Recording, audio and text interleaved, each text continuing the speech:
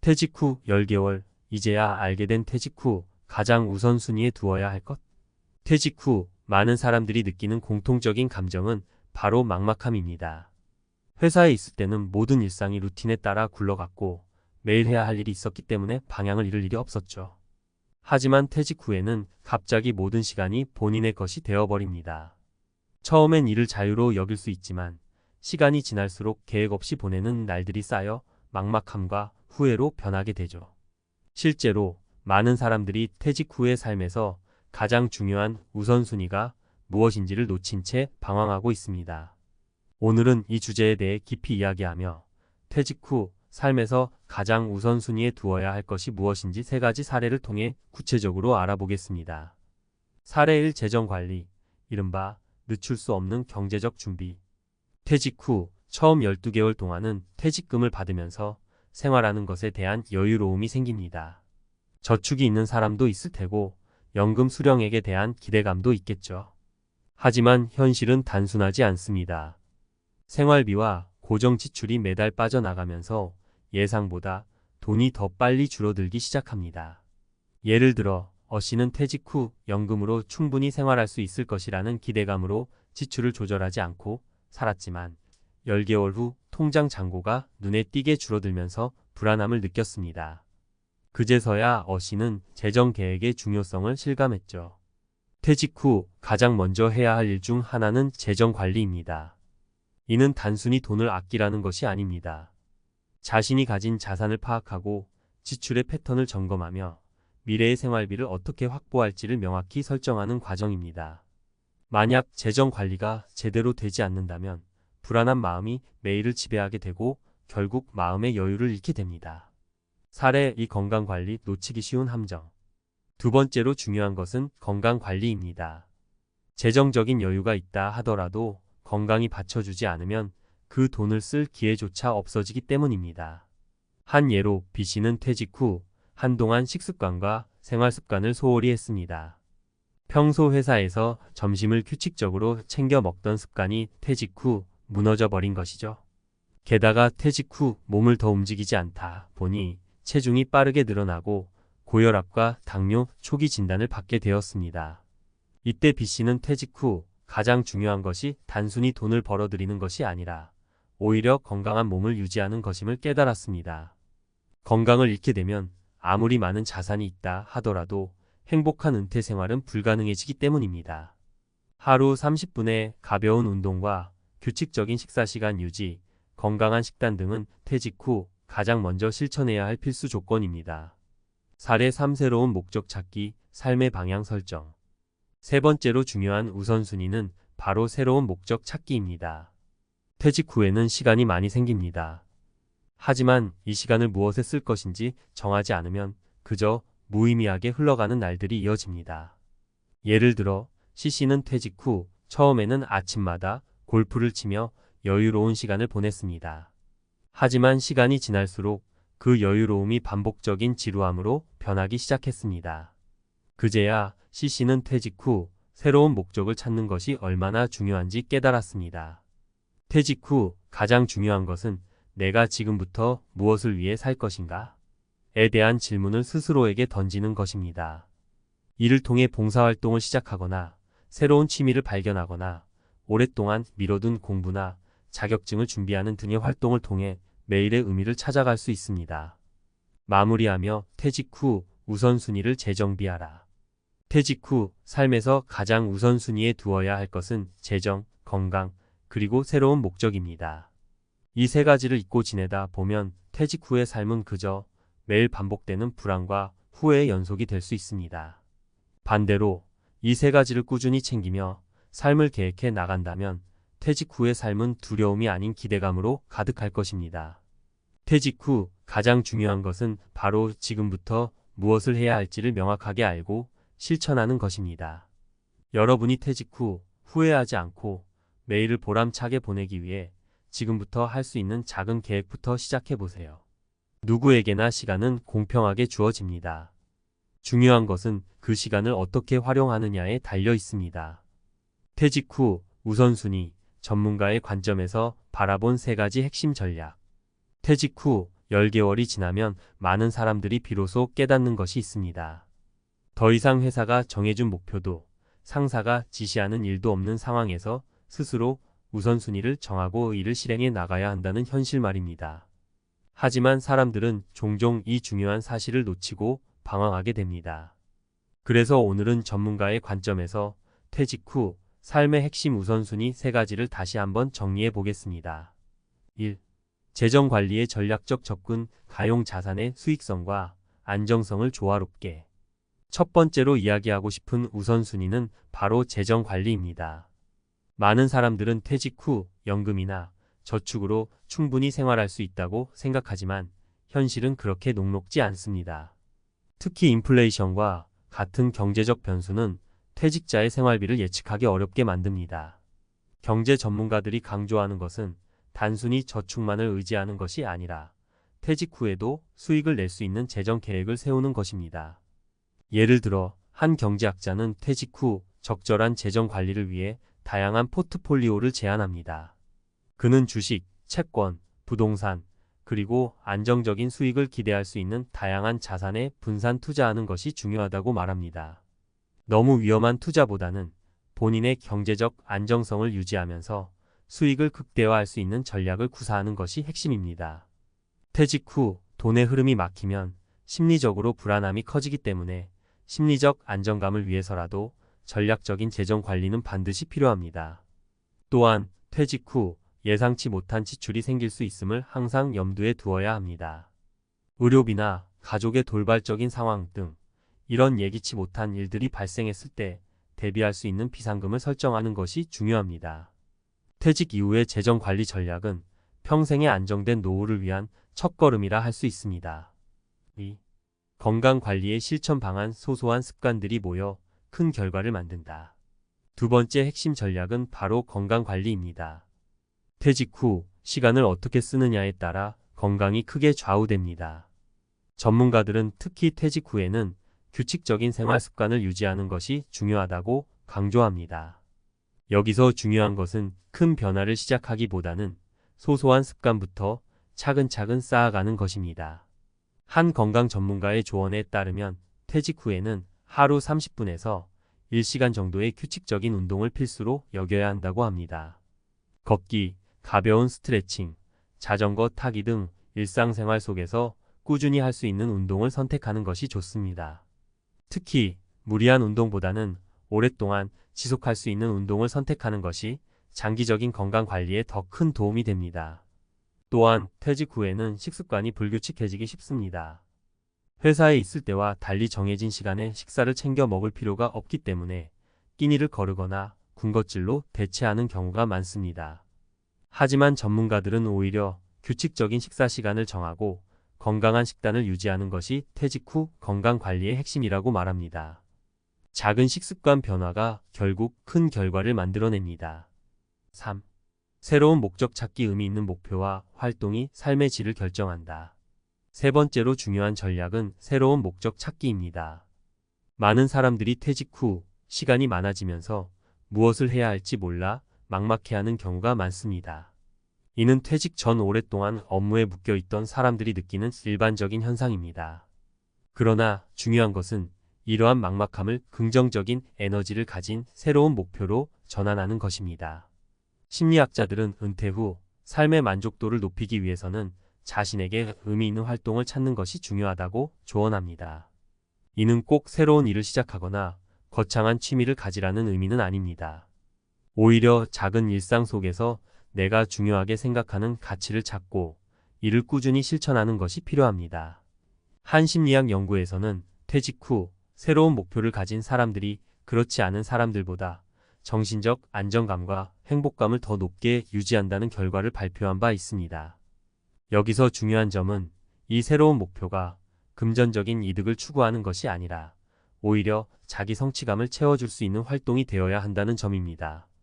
예를 들어 퇴직 후 취미 생활을 하며 소소한 즐거움을 찾거나 지역 사회에서 봉사활동을 하며 사회적 유대감을 유지하는 것도 좋은 방법이 될 수 있습니다. 결론. 퇴직 후 삶의 우선순위는 전략적으로 접근해야 한다.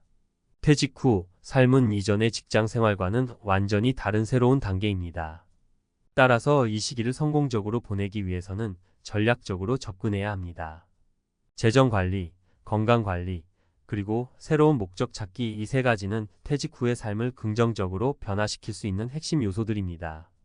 만약 이 세 가지 요소를 놓치고 방치한다면 퇴직 후의 삶은 불안과 후회로 가득 찰 가능성이 큽니다.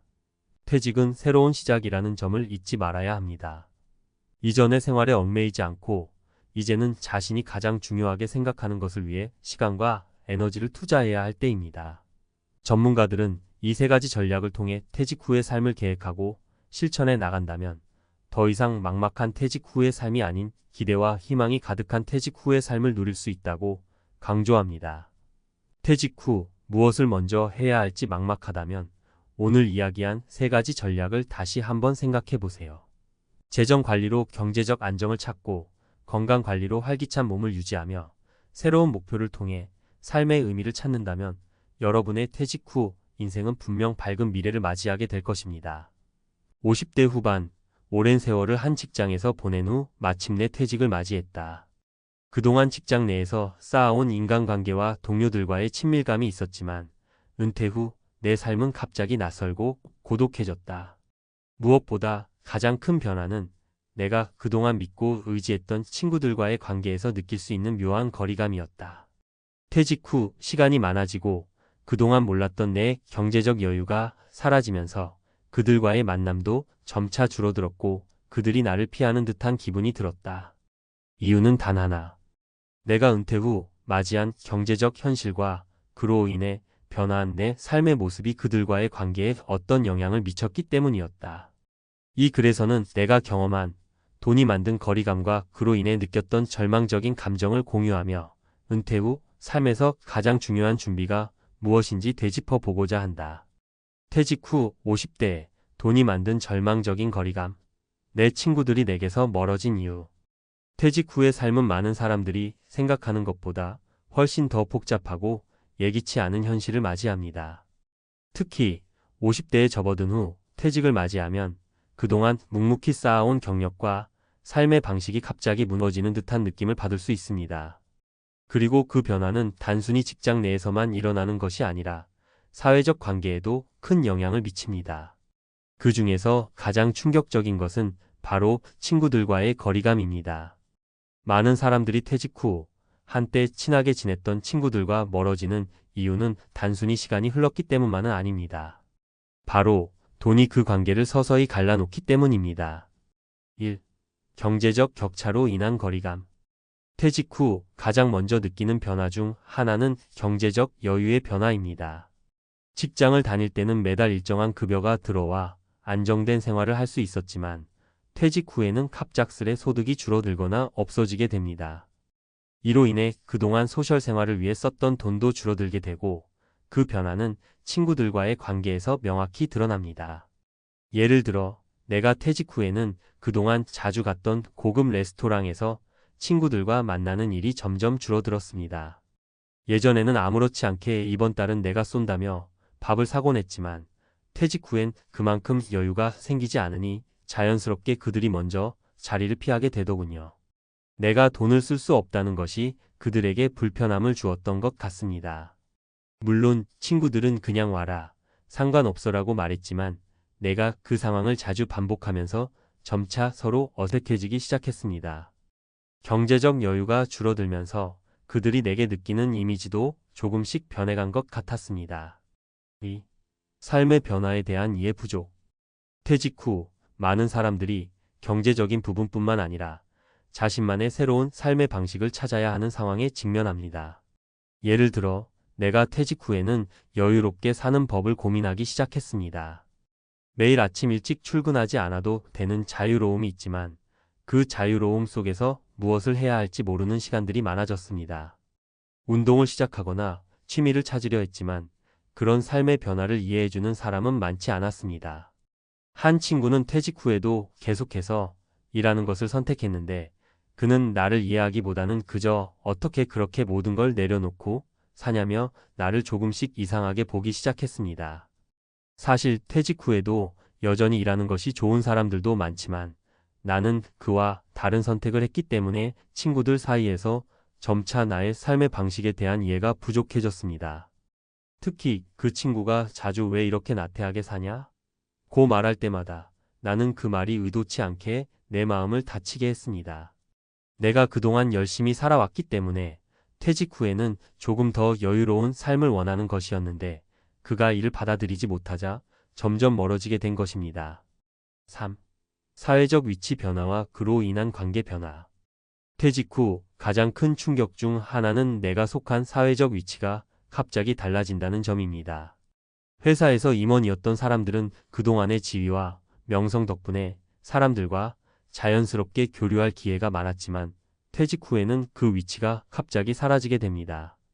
이 변화는 단지 직장 내 일이 아니라 사회적 관계에도 큰 영향을 미칩니다. 한 예로 예전에 나는 매년 친구들과 모임을 갖곤 했습니다. 그 모임은 주로 내가 주도하며 내가 금융이나 사회적 문제에 대해 이야기할 때 친구들은 관심을 가지고 들었습니다. 그러나 퇴직 후에는 그런 사회적 지위가 사라지자 갑자기 그들과의 대화에서 내가 가진 영향력이 약해지기 시작했습니다. 친구들은 내가 퇴직 후 느끼는 어려움에 대해 진지하게 들으려 하지 않았고 대신 다른 사람들의 이야기나 자신의 일상에 대해 말하기 시작했습니다. 나는 점점 더 그들 사이에서 이상한 존재가 되어갔고 그 변화는 내가 더 이상 그들과의 관계를 유지하는 데 어려움을 겪게 만들었습니다. 결론 퇴직 후 준비된 삶이 중요하다. 퇴직 후 경제적인 안정과 더불어 중요한 것은 바로 준비된 삶입니다. 퇴직이 단지 일상에서 빠지는 것만을 의미하지 않습니다. 그보다 더 중요한 것은 삶의 방식, 사람들과의 관계, 그리고 자신이 이 사회에서 어떤 존재로 남을 것인가에 대한 고민입니다. 나는 퇴직 후의 삶을 준비하면서 그동안 돈에 얽매여 왔던 사회적 관계에서 벗어나 나만의 시간을 만들고 여유로운 삶을 추구했습니다. 하지만 그 과정에서 친구들과의 관계에서 느낀 거리감은 나를 많이 힘들게 했습니다. 친구들이 나를 이해해주지 않거나 경제적인 변화로 인해 나와 멀어지는 것은 사실 큰 아픔이었습니다. 그러나 이 또한 내가 퇴직 후에 해야 할 준비 중 하나였다고 생각합니다. 경제적 독립뿐만 아니라 내 삶에 대한 철저한 준비와 변화가 필요했기 때문입니다. 퇴직 후에도 자신이 무엇을 원하는지 그리고 어떤 삶을 살고 싶은지에 대한 명확한 목표가 있다면 사람들과의 관계에서도 적응할 수 있을 것입니다.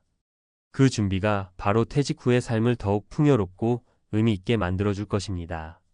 퇴직 후 돈이 만든 거리감은 단지 경제적인 이유뿐만 아니라 우리의 삶에 대한 태도와 준비가 얼마나 중요한지를 일깨워주는 경험이었습니다.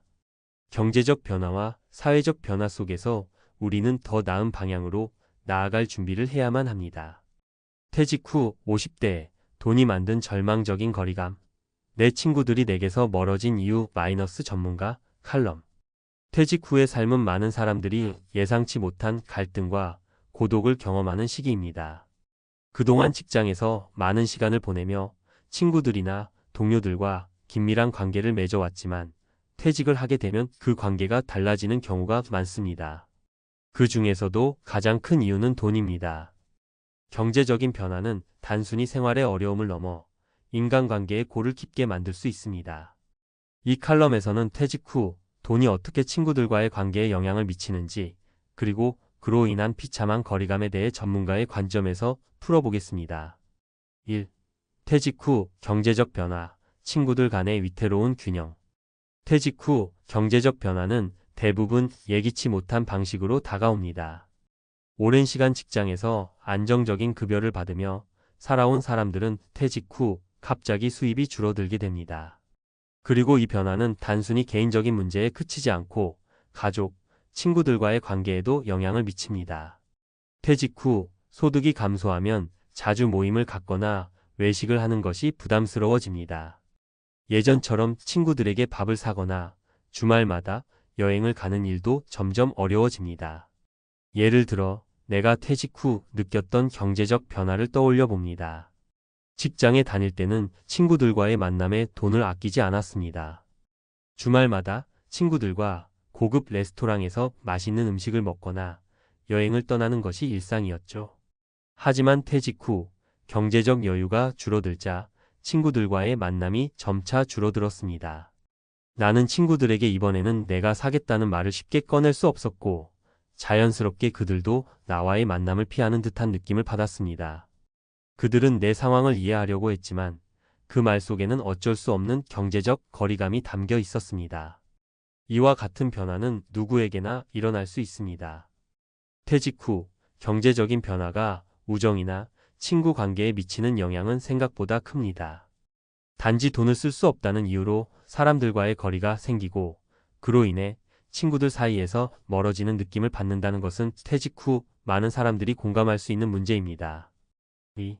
나의 삶의 변화에 대한 이해 부족. 퇴직 후 경제적 변화뿐만 아니라 개인적인 삶의 변화도 큰 영향을 미칩니다. 퇴직 후 많은 사람들이 새로운 생활 방식을 찾기 위해 노력합니다.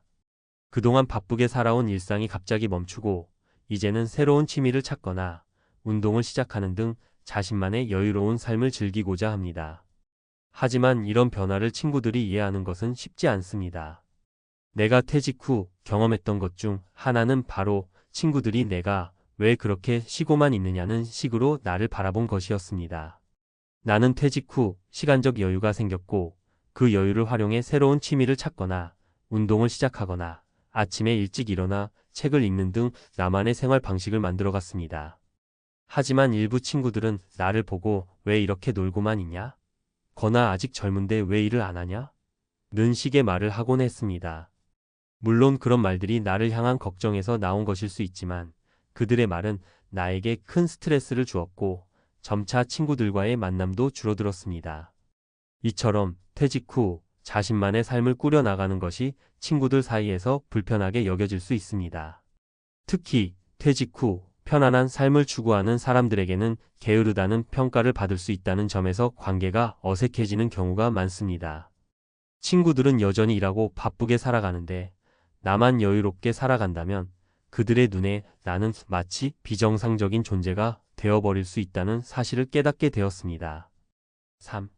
사회적 위치의 변화와 갈라지는 인간관계. 퇴직 후 가장 큰 변화는 내가 사회에서 어떤 위치를 차지하고 있었는지에 대한 변화입니다. 직장에서 고위직에 있었던 사람이라면 퇴직 후 사회적 위치가 한순간에 사라지게 됩니다. 그동안 직장에서의 영향력이나 지위가 사람들과의 관계에 큰 역할을 했다고 할 수 있습니다. 하지만 퇴직 후 그 위치가 사라지면서 인간관계도 급격히 변화합니다. 내가 직장에서 임원이었을 때 다양한 사람들과의 만남이 있었고 많은 사람들이 나와 연결되어 있었습니다. 사람들은 내가 주도하는 모임이나 회의에서 대화를 나누는 것을 좋아했고 내 의견을 귀담아 들었습니다. 하지만 퇴직 후 그 모든 것이 변했습니다. 이제는 나의 의견이나 경험이 더 이상 중요한 자산이 아니게 되었고, 내가 가진 사회적 위치도 더 이상 사람들에게 영향력을 미치지 않게 된 것입니다. 그런 변화는 친구들과의 대화에서도 느껴졌습니다. 예전에는 내가 어떤 문제를 제기하면 친구들이 관심을 보였지만 퇴직 후에는 그들의 반응이 달라졌습니다. 내가 퇴직 후 겪는 어려움이나 새로운 도전에 대해 이야기해도 친구들은 마치 내 이야기가 더 이상 중요한 문제가 아닌 것처럼 여겼습니다. 사회적 위치가 바뀌면 그 변화는 인간관계에 깊은 영향을 미칩니다. 내가 사회에서 어떤 위치를 차지하고 있느냐가 사람들과의 관계를 만드는 중요한 요소였음을 알게 되었습니다. 퇴직 후 사람들은 내가 가진 직장 내의 지위나 사회적 명성을 더 이상 신경 쓰지 않게 되었고, 그로 인해 나는 점차 사람들 사이에서 소외감을 느끼기 시작했습니다. 4. 퇴직 후 관계를 유지하려면?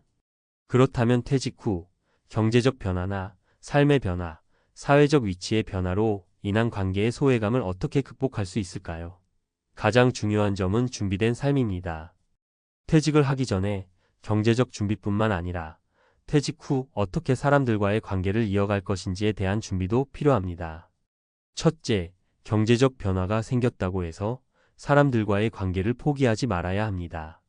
경제적 여유가 줄어들면 자연스럽게 사람들과의 만남을 자주 가지는 것이 어려워지겠지만 그 대신 다른 방식으로 사람들과의 관계를 이어나갈 수 있습니다.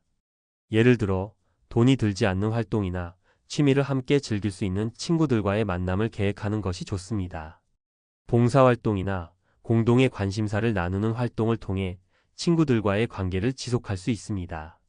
둘째, 퇴직 후에는 새로운 삶의 방식에 대한 이해를 얻는 것이 중요합니다. 퇴직 후 여유로운 삶을 추구한다면 친구들에게 그 변화를 설명하고 서로의 삶을 이해하려는 노력이 필요합니다. 친구들이 나의 새로운 삶을 이해하지 못할 때 그들에게 내 생각을 솔직하게 이야기하며 대화하는 것이 중요합니다. 셋째, 사회적 위치의 변화에 대한 적응이 필요합니다. 퇴직 후 사회에서의 위치가 사라졌다고 느낄 수 있지만 그럼에도 불구하고 여전히 사람들과의 관계는 중요합니다. 이제는 직장에서의 지위가 아닌 사람들 간의 진정한 관계를 통해 자신의 가치를 찾을 수 있어야 합니다. 결론. 퇴직 후의 삶에서 경제적 변화와 사람들과의 관계 변화는 큰 도전이 될 수 있습니다. 하지만 이러한 변화가 단지 부정적인 측면만 있는 것은 아닙니다. 오히려 이를 잘 관리하고 준비한다면 퇴직 후에도 풍요롭고 의미 있는 삶을 살 수 있습니다. 친구들과의 관계가 멀어지는 것을 막기 위해서는 경제적인 여유와 삶의 변화를 받아들이고 이를 토대로 새로운 관계를 만들어가는 것이 중요합니다. 퇴직 후 돈이 만든 거리감을 극복하고 사람들과의 진정한 관계를 유지하는 것, 그게 바로 퇴직 후 삶의 핵심이 될 것입니다. 퇴직하고 나서야 깨닫는 게 있습니다. 직장 다닐 땐 매일이 힘들고 괴로워서 빨리 때려치우고 쉬고 싶다는 생각뿐이었는데 막상 회사를 나오고 나면 세상이 너무 조용해지고 만날 사람이 한정적이 되고 심지어 만나는 사람에게 따라 인생이 무너지기도 한다는 거죠. 저도 한 번쯤은 경험했습니다. 퇴직 직후 이제 내 시간이다 싶어 이것저것 해보자고 연락 오는 사람들이 있었어요. 술 한잔하자, 골프 치자, 여행 가자. 다 좋았습니다. 그런데 시간이 갈수록 이상하게 돈만 새어나가고 마음이 허해지고 나도 모르게 소비가 늘더라고요. 정말 무서운 건 그때 제 주변에는 늘 같이 불안하고 같이 허세 부리고 같이 불평하는 사람들이 있었다는 사실이었어요. 많은 분들이 공감할 거예요. 정작 나를 진심으로 걱정해 주거나 새로운 길을 알려주는 사람보다는 야, 그냥 편하게 살자면서 무계획을 권하는 친구들이 더 편하고 가까워 보일 때가 있거든요. 그런데 은퇴 직후 이 관계가 독이 됩니다. 첫 번째 사례는 58세의 대기업 임원으로 퇴직한 박 부장 이야기입니다. 퇴직금이 7억 정도 들어오자마자 동기들이 매일 불러냈어요. 이제 우리도 인생 즐겨야지 하면서 비싼 술집, 골프장, 해외여행. 처음에는 박 부장도 좋았대요. 내가 평생 일했는데 이 정도는 써야지. 문제는 1년 만에 4억 가까이 증발해버린 겁니다. 그때 옆에 있던 친구들은 너 돈 많잖아. 이런 데서 아끼면 쪼잔해 보여라며 은근히 부추겼다고 해요. 가족에게 말도 못하고 카드값 막히고 나서야 정신 차렸답니다. 지금은 경비 일자리 알아보며 겨우 생활비를 버는데 본인은 내가 무너진 건 돈 때문이 아니라 사람 때문이었다고 고백합니다. 두 번째는 62세의 공기업에서 퇴직한 김 과장 이야기입니다. 그는 회사 다닐 때부터 늘 불평 많은 동기가 있었어요. 우리 다 망했다. 연금도 쥐꼬리고 인생 끝났어. 퇴직하고 나서도 매주 술자리에서 세상 욕을 하며 불안을 키웠죠. 김 과장도 처음엔 맞아. 나도 불안해하며 위로받는 기분이었대요. 그런데 술값도 만만치 않았고 매주 부정적인 이야기만 들으니 우울증이 오더랍니다. 가족과 대화도 줄고 결국 건강까지 무너졌다고 해요. 그 친구를 안 만나기 시작하면서 조금씩 좋아졌다고 합니다. 지금은 교회 소모임에 나가고 동네 사람들과 산책하며 지낸다는데 사람 바꿨더니 인생이 달라졌다고 웃더군요. 세 번째는 55세에 자영업을 접고 은퇴 선언을 한 최 사장 이야기입니다. 그는 퇴직하고 나서 투자 모임을 소개받았어요. 다들 잘나 보였고 이 나이에 뭘 또 배우냐는 대신 이 기회에 한 방 잡자고 하더랍니다. 처음엔 소액 투자였는데 점점 욕심이 커지고 주변에서 너 이 정도 못 넣어? 라는 말에 자존심이 상해 수억을 넣었다가 사기를 당했습니다. 결국 집도 팔아 빚을 갚았어요. 지금도 임대 아파트에서 살며 하루 벌어 하루 먹는데 본인 말이 인상적이었어요. 그때 만난 사람들은 진심으로 내 인생을 책임질 사람들이 아니었는데 나는 내 허세를 위해 그들을 붙잡았던 거야. 결국 이 이야기들이 말하는 건 간단합니다. 퇴직하자마자 무너지는 사람들의 공통점은 바로 같은 불안과 허세를 공유하며 소비를 부추기거나 부정적인 감정만 키우는 사람을 만났다는 거예요. 사실 퇴직은 거대한 전환점이에요. 사회적 지위도 사라지고 수입도 바뀌고 만나는 사람도 줄어듭니다. 이때 불안을 달래줄 사람을 찾게 되는데 문제는 그 사람이 나를 끌어올리는 사람이 아니라 같이 무너지는 사람이면 정말 위험하다는 거죠.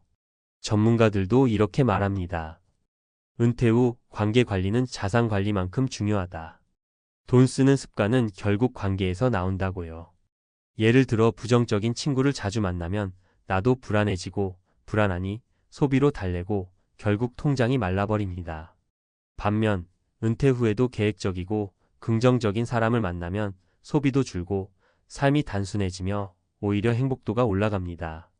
이건 심리학 연구에서도 나오는데 사회적 전염 소셜 컨테이전 이론이죠.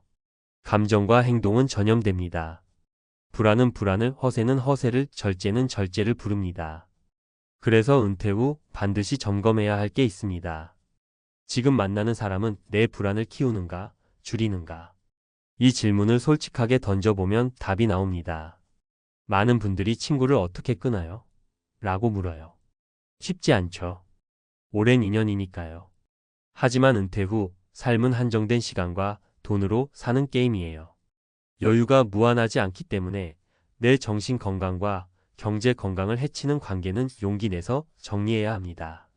어떤 분은 이렇게 하더군요. 술자리 대신 동네 도서관 모임을 나가기로 했다. 또 어떤 분은 불안한 친구에게 연락은 하지만 만나지 않고 전화로만 안부를 묻는다. 심지어 어떤 분은 나를 부추기는 친구 번호를 차단했다. 이런 게 무슨 대단한 인연 정리냐 할 수 있지만 이런 작은 선택들이 모여서 내 노후를 지킵니다. 퇴직은 끝이 아니라 새로운 시작입니다. 그런데 그 시작을 망치게 만드는 게 생각보다 거창한 게 아니에요. 내 옆에서 부추기고 불안을 키우고 내 자존심을 건드려서 무리하게 돈을 쓰게 만드는 그런 사람입니다. 이 사람을 계속 만나면 나도 모르게 통장 잔고가 줄어들고 가족과의 대화가 줄고 건강이 망가집니다. 결국 은퇴 후 성공은 돈 관리보다도 사람 관리가 핵심입니다. 지금 내 옆에 있는 사람을 잘 살펴보세요. 그리고 이렇게 물어보세요. 이 사람을 계속 만나면 내 노후는 더 좋아질까? 아니면 무너질까? 이 질문이 은퇴 후 인생을 살리는 첫걸음이 될 겁니다. 이어서 전문가의 시각으로 더 구체적이고 실용적인 정보 중심으로 풀어볼게요. 최대한 현실적으로 실제 활용할 수 있도록 구체적인 사례와 수치, 팁, 주의사항을 담아드리겠습니다. 자, 이제 좀 더 현실적으로 이야기해 보겠습니다. 퇴직 후 가장 무서운 건 소득이 뚝 끊기는 순간이 아닙니다. 사실 연금이든 알바든 어느 정도는 벌 수 있거든요. 진짜 문제는 돈이 새어나가는 구멍을 못 막는 것, 그리고 그 구멍을 만드는 게 바로 사람이라는 사실입니다. 일퇴직 후 관계 비용이 폭발하는 이유. 많은 분들이 예상 못하는 지출이 있어요. 전문가들은 관계 유지 비용이라고 부릅니다. 예를 들어 이런 거예요. 퇴직 전에는 술자리가 회사 돈이거나 접대성이었죠. 퇴직하면 내 돈입니다. 퇴직 전엔 골프가 업무였어요. 퇴직하면 순전히 사교죠. 그런데 안 나가면 끼지 못한다는 불안감이 생깁니다. 동창회, 향후회, 모임 앱이 이제 사장님이 아니라 퇴직자니까 오히려 과하게 내야 체면이 선다고 느끼는 분도 있어요. 실제 통계가 있습니다. 한국보건사회연구원의 조사에 따르면 60대 가구의 월 평균 여가교재비는 2023년 기준 24만 원 정도로 나옵니다. 그런데 이건 평균이죠. 모임이 잦은 분들은 월 50만 원 이상 쓰기도 합니다. 즉 술자리, 골프, 모임이 내 노후 예산을 갉아먹는다는 건 결코 이론이 아닙니다. 이 은퇴 후 위험인간 유형 3가지 전문가가 꼽는 경계 대상. 제가 상담할 때 자주 말씀드리는 게 있어요. 이 사람만 조심해도 반은 성공이다. 첫째, 함께 허세 부리는 친구. 이들은 너 이 정도도 못해? 이 나이에 이걸 아끼냐? 같은 말을 던집니다. 얘 퇴직금 5억 받은 분이 친구들 부추김에 고급 외제차 리스했는데 3년 뒤 위약금이 1천만 원 넘게 나왔다고 하더군요. 둘째, 부정적인 불안 전파자. 우리 이제 다 끝났어. 나라가 망했어. 이런 말로 매번 불안하게 만드는 사람. 문제는 이걸 듣다 보면 본인도 계획을 세우기보다 포기하거나 한탕 노림수로 달려가 버립니다. 셋째, 투자 권유하는 지인. 형님, 이거 우리끼리만 하는 거야. 이 말에 넘어가서 수억 날린 사례가 얼마나 많은지 모릅니다. 한국소비자원 신고 사례를 보면 60대 이상 금융사기 피해액이 해마다 늘고 있어요. 3. 전문가가 권하는 관계 정리 실전 팁. 가계부의 인간관계 비용 적어보기. 한 달 술값, 모임비, 교통비까지 다 적어보세요. 대부분 깜짝 놀랍니다. 에이, 나 술 좀 줄이면 되지 하시는데 수치로 보면 달라져요. 모임을 3단계로 구분하기. 반드시 유지해야 할 모임 가족, 건강한 취미 모임. 줄여도 되는 모임 향후에 동창회 중 부정적 대화가 많은 곳. 과감히 끊을 모임 돈자랑, 소비자랑, 투자 권유. 이렇게 나눠서 계획 세워야 합니다. 관계도 계획이 필요합니다. 나의 은퇴 계획을 솔직하게 말하기. 부담스러운 모임을 줄이기 좋은 방법 중 하나는 나, 은퇴 생활 예산이 빡빡해서 좀 줄이려고 솔직히 털어놓는 겁니다. 상대가 진짜 친구라면 이해합니다. 이해 못하면 그 관계가 문제인 거죠. 대체할 건전한 관계를 찾기. 끊기만 하면 허전해져서 다시 돌아갑니다. 대신 산책 모임, 봉사 모임, 도서관 프로그램 등 돈 안 쓰고 건강 챙기는 관계를 찾아야 합니다. 예, 어떤 분은 매주 둘레길 걷는 모임을 만드셨어요. 비용은 물값 정도, 건강 좋아지고 친구들도 진국이더라고요. 4관계 리셋을 도울 실제 사례. 제가 컨설팅했던 61세 이 과장님 이야기를 해볼게요. 퇴직 후 매달 술값이 60만 원 넘었어요. 친구들이 에이 너도 임원 출신인데 이 정도 못 내? 했다고. 가계부 보고 충격 먹고 저랑 계획 세웠습니다. 첫 달엔 모임 5번 중 2번만 가기로 약속. 2달째 매주 1회로 줄이고 대신 일주일에 한 번 무료 폭지간 영어 회화반 등록. 3달 후 술자리 한 번으로 완전히 바꿨습니다. 그 결과 매달 50만 원 절약, 1년에 600만 원. 그 돈으로 손주 교육비 적금 넣으니 가족이 너무 좋아했고 본인 건강도 좋아졌어요. 이 과장님 말이 술친구 대신 영어회화 친구 생겼다. 대화 수준이 달라졌다. 5. 전문가의 경고. 퇴직 후 돈보다 사람. 재무상담에서 늘 하는 말이 있습니다. 퇴직 후 자산관리는 곧 관계관리다. 사람 때문에 돈이 나갑니다. 사람 때문에 계획이 무너집니다. 사람 때문에 마음이 병듭니다. 특히 은퇴 초기의 관계를 잘못 잡으면 평생 회복이 어렵습니다. 퇴직금 날리고 빚지고 가족 깨지고 건강 무너진 사례가 너무 많아요. 6. 마지막으로 드리는 조언. 은퇴 후 지출 계획 짤 때 관계 비용을 반드시 포함하세요. 불안을 키우는 친구는 줄이고 건강한 모임을 늘리세요.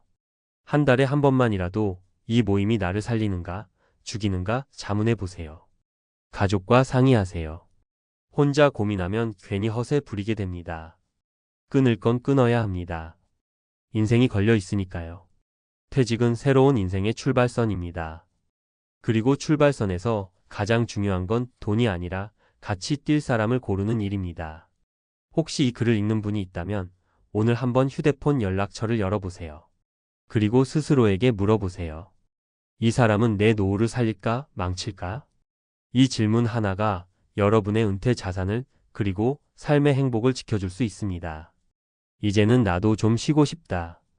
퇴직을 앞두거나 이미 은퇴한 많은 분들이 가장 먼저 떠올리는 말입니다. 그러나 마음만 그렇지 통장은 항상 반대로 반응하죠.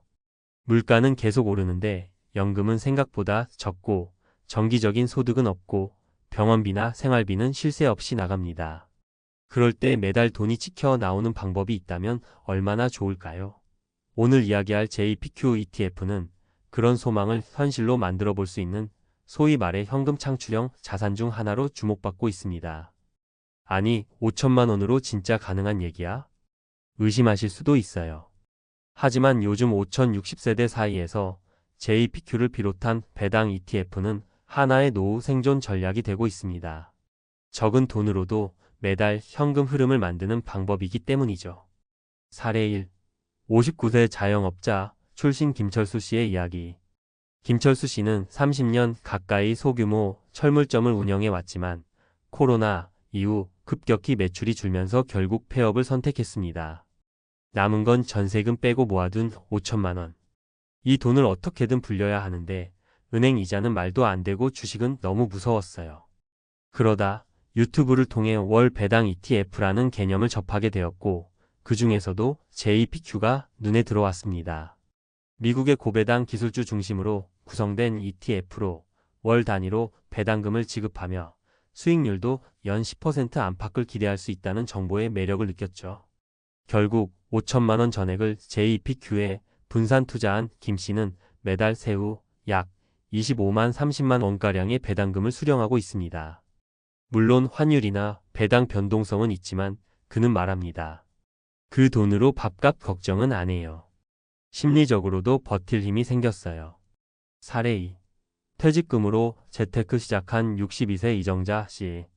우리 세대는 돈을 모으는 데만 집중했지 굴리는 법은 몰랐어요. 평생 교직에 있다가 62세에 퇴직한 이정자 씨는 국민연금 외에 별다른 수익원이 없었습니다. 퇴직금 중 일부인 5천만 원으로 무엇을 할까 고민하다 지인의 권유로 JPQ에 관심을 갖게 되었죠.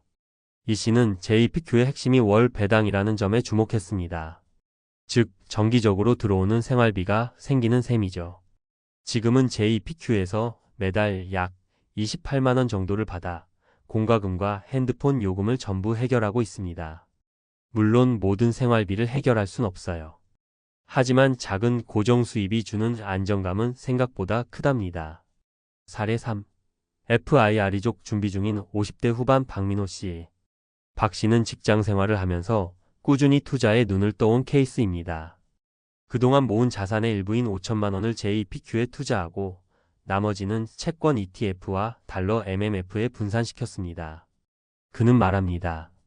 지금도 월급은 나오지만 저는 은퇴 전에 현금 흐름을 확보해 두고 싶었어요.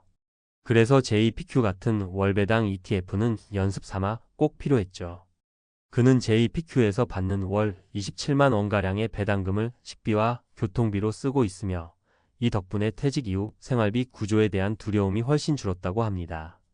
처음엔 이게 무슨 의미가 있을까 싶었지만 막상 매달 들어오는 돈이 생기니 투자에 대한 개념이 바뀌었어요.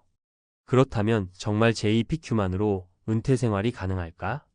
솔직히 말해서 JPQ 하나만으로 모든 생활비를 충당하기는 어렵습니다.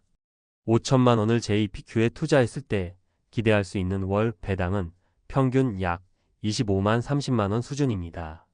여기에 국민연금 또는 다른 소득원이 있다면 생활비 일부를 대체하는 보조 엔진 역할로는 충분합니다. 즉, JPQ는 은퇴 후 돈이 들어오는 통장을 만든다는 점에서 심리적 안정감을 주는 수단이며 완전한 생계형이기보다는 소득 보완형 자산으로 보는 것이 현실적입니다. 또한 ETF 투자에서 주의할 점도 분명 있습니다. 배당금은 매달 일정하지 않고 줄어들 수도 있습니다. 미국 ETF이므로 환율의 영향을 받으며 세금 15.4%도 고려해야 합니다. 시장 상황이 악화되면 주가 하락으로 원금 손실 가능성도 있습니다. 따라서 모든 자금을 몰빵하는 것이 아니라 일정 부분을 배당 ETF로 구성하고 나머지는 현금성 자산 또는 안정적 채권 자산으로 분산하는 것이 중요합니다. 마무리하며 은퇴 후 매달 통장에서 자동으로 생활비가 찍힌다면 얼마나 든든할까요? JPQ는 그런 가능성을 현실로 만들어주는 하나의 수단입니다. 5천만 원이라는 자산이 거창하게 느껴질 수도 작게 느껴질 수도 있겠지만 중요한 건 그 돈이 죽은 돈이 아니라 살아 움직이게 만들 수 있다는 점입니다. 은퇴 후에도 돈이 일하게 만들면 비로소 우리는 조금 더 자유롭고 당당하게 살 수 있습니다. JPQ는 그 시작점이 될 수 있습니다. 내 돈이 나 대신 매달 일해주는 구조, 그게 바로 은퇴 후 삶을 버티게 해주는 진짜 무기입니다. 앞서 JPQ ETF가 은퇴 후 현금 흐름 확보에 유용한 수단이 될 수 있다는 점을 설명드렸다면 이번에는 보다 전문적인 시각에서 어떻게 ETF를 전략적으로 활용할 수 있을지, 주의할 점은 무엇인지, 그리고 현실적인 기대 수익과 대안 구성 방법까지 더 깊이 있는 내용을 전해드리겠습니다.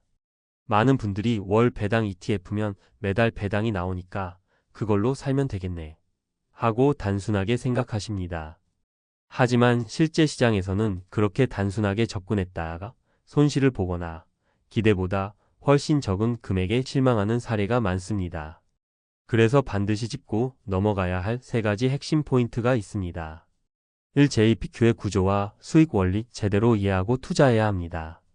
JPQ는 JP모간에서 운용하는 미국 기술주 중심의 커버드콜 전략 ETF입니다. 단순히 배당주를 모은 것이 아니라 기술주 상승 수익 일부를 포기하는 대신 옵션 프리미엄을 통해 매달 배당을 만들어내는 구조예요. 쉽게 말해 내 수익 일부를 미리 팔고 그 대가로 매달 돈을 받는 구조입니다. 즉, 주가가 급등해도 전체 수익은 제한되지만 꾸준한 배당 흐름을 확보하는 데는 매우 효과적이죠. 예를 들어 애플이나 마이크로소프트 같은 종목들이 올라가도 커버드콜 전략을 통해 그 상승분 일부는 옵션 시장에 넘겨주고 대신 그 대가로 옵션 수익이 매달 배당으로 지급됩니다. 이게 바로 JPQ가 정기적인 월 배당을 지급할 수 있는 비결입니다. 2월 배당은 고정이 아니다. 매달 다르고 줄어들 수도 있다. 많은 투자자들이 지난달에 30만원 받았으니까 이번 달도 비슷하겠지라고 생각하시는데 그건 착각입니다. JPQ는 분배금이 매월 다릅니다. 이유는 간단합니다. 옵션 프리미엄 수익이 시장의 변동성에 따라 달라지기 때문입니다. 2023년에는 시장이 조정받는 구간이 많아 프리미엄이 높았던 반면 2024년 중반에는 상승장이 이어지며 분배금이 다소 줄어든 구간도 있었습니다. 즉, 매달 들어오는 금액에 너무 의존한 생활은 위험하다는 겁니다. 기대 배당 수익률을 연평균 10% 내외로 잡되 보수적으로는 8%까지 하향 조정에 생각해야 하고 생활비 전액을 배당으로 충당할 생각은 위험합니다. 3. JPQ는 은퇴 포트폴리오의 일부일 뿐 전부가 되어선 안 됩니다. 5천만 원이 전 재산이라면 그 전부를 JPQ에 넣는 건 절대 금물입니다. 왜냐하면 JPQ는 기술주 중심이고 시장이 급락하거나 기술 섹터가 무너지면 주가 하락은 불가피하거든요. 실제로 2022년엔 기술주 조정과 함께 JPQ도 20% 넘게 하락한 바 있습니다. 그렇다면 어떻게 구성해야 할까요? 기본 전략은 분산입니다. JPQ 월 배당, 미국 기술주 중심. SCHD 분기 배당, 안정적인 미국 배당주 중심. TLT나 BND 미국 장기 국채 또는 종합 채권 ETF, 안정성 확보. 달러 MMF 또는 국내 예적금 비상자금 역할. 이렇게 나눠서 투자하면 시장의 상황에 따라 특정 자산군이 흔들려도 전체 포트폴리오는 안정적으로 유지될 수 있습니다. 그리고 배당도 JPQ에서 매달, SCHD에서 분기마다 들어오니 현금 흐름이 끊기지 않도록 설계할 수 있습니다. 현실적인 시뮬레이션 예시. 5천만 원 중 JPQ의 3천만 원월 평균 세후 약 15만 20만 원. SCHD 1천만 원 분기당 약 710만 원. 달러 MMF에 500만 원 수시 인출 가능 예비비. 예적금에 500만 원 의료비 등 비상용. 이렇게 구성하면 월 평균 25만 원 내외의 현금 흐름을 기대할 수 있고 여기에 국민연금이 합쳐지면 기초생활비 알파 정도의 기본 틀은 마련됩니다. 마지막으로 꼭 기억할 것 3가지. JPQ는 배당형 ETF이지 무위험 월급 통장이 아니다. 변동성과 주가 리스크는 항상 존재하며 철저한 분산 투자가 기본입니다. 은퇴 생활에서 가장 중요한 건 고정 지출 통제와 현금 흐름 확보의 균형입니다. 아무리 배당이 나와도 매달 쓰는 돈이 과하면 소용이 없습니다. JPQ는 심리적 안전망 역할로 탁월하지만 독립적인 생계수단은 아니다. 반드시 연금, 알바소득, 부업 등 다른 수입원과 병행해야 합니다. 지금 여러분이 은퇴를 앞두고 있다면 중요한 건 얼마를 갖고 있느냐보다 그것을 어떻게 굴리고 흐르게 하느냐입니다. JPQ는 분명 그 시작점이 될 수 있습니다. 다만 이 한 장르만으로 인생 전체를 맡기기엔 아직도 우리는 살아야 할 날이 너무 길고 변수도 많습니다. 꼭 기억하세요. 은퇴 이후 현금이 흐르는 구조를 만들면 인생이 견고해진다. 그 구조를 만드는 첫걸음이 오늘 여러분의 작은 관심에서 시작될 수 있습니다.